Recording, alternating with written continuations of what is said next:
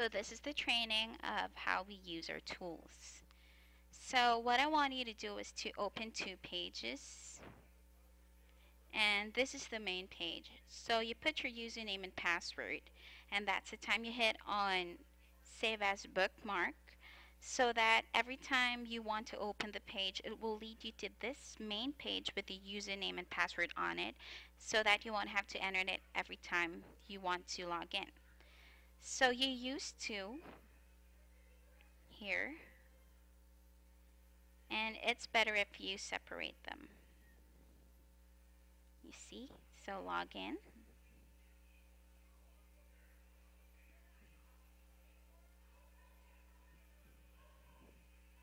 And it will lead you to the main pages. There you go. So the pages that we usually use is the leads. So every time you get an inbound call, so an inbound call, you will differentiate it because it always have another representative on the other line, and he will give you a lead ID. That's an engine representative, and he will give you a lead ID for you to assist the student. So you hit on leads, and then here you hit on API web form to bring you to the web form page. Okay.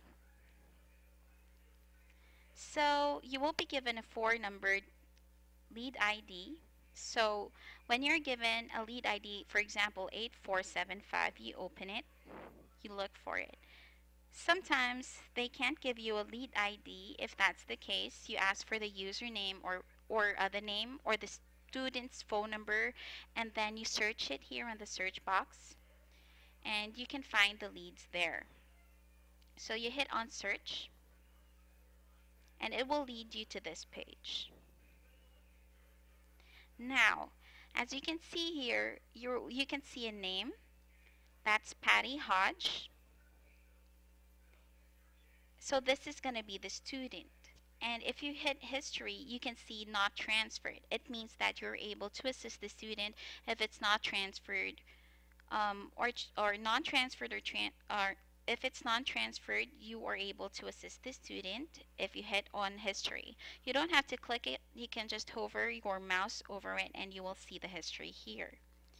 So if you're ready, you hit on edit, and then it will ask you to accept the call. You hit OK, and then you will be given this information. So you will be able to see the details of the student. Once you can see the details, you tell the inbound representative that you are already ready to assist the student.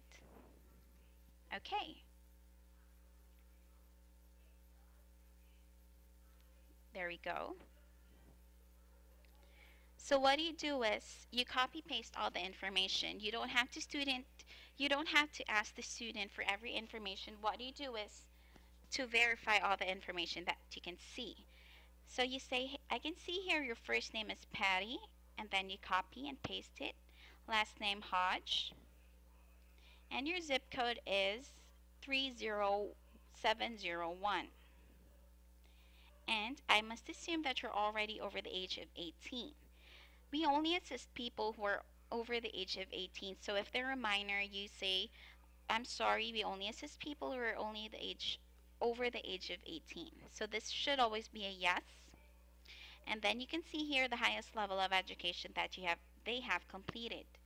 You have that information here. So what you have to do is also to verify it. So I can see here at my end that you have already completed your high school. So you click here, high school diploma. In this part, what we have to verify is that they have their high school diploma, or they have completed high school, or they have their GED, or they have taken some college courses. If they are not from the United States, or they did not take their high school in the United States, you always have to ask them if they have a GED already, or if they have completed a bachelor's degree from the country they're from. So also, you will be asked if they are currently enrolled in any other college or university. It is not seen or asked here, so you have to ask it from the student, and this should always be a no. And you will also have to ask what degree level of education. So we only offer certificate, associate, bachelor, and master's degree. So master's degree, of course, they do have to have a bachelor's degree or completed a bachelor's degree for them to take this. So for example, Patty would like to take up an associate's degree, and that's under the business area. So you say, okay, so you'd like to take up a associate's degree under business. Here, in what area of study do you wish to pursue? You will see a drop down, and all the available areas will be seen here for different kinds of degree levels. For example, for a certificate degree, you will only see a few. Associates, you will be given a different drop down for it. For a bachelor's, there. Okay, for example, she'd like to take an associate's degree. She'll tell you, I'd like to take up an associate's degree in business, and then another question will appear, and this is the time you're going to ask them what degree level for it. So, for example, Patty would like to take up management. So you hit on management, and for example, the course that she wants doesn't come up here. You can offer a course that's related to it, or you can offer a different course and ask them if they'd like it. So for example, management, and this you have to ask if it's online or campus. So for example, Patty would like to take up an business management online, so you hit online. For online classes, they always have to have access to high-speed personal internet at home, which is the next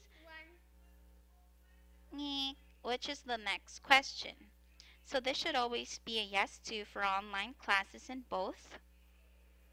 And here, how soon would you like to enroll? You can see the information here, but again, you always have to verify it. So I can see here that you're interested in enrolling in about 6 months. Is that right?